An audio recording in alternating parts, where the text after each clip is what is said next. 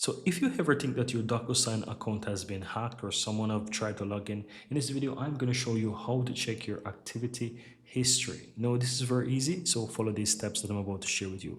Click your account on the upper right, then click on Manage Profile. And under the Profile section, you want to click in Privacy and Security. Scroll all the way down to the bottom, you'll find Additional Security, and here you have Recent History. By clicking on View, you'll be able to view all your entire history or your activity history directly from here. It shows time, date, device, browser, IP address, and what was done, the action basically that was taken.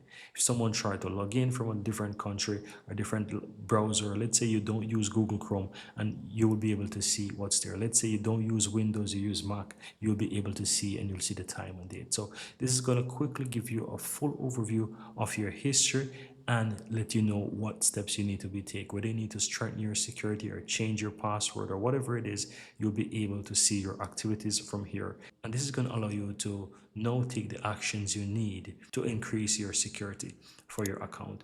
And that's it. Very easy and very simple, guys.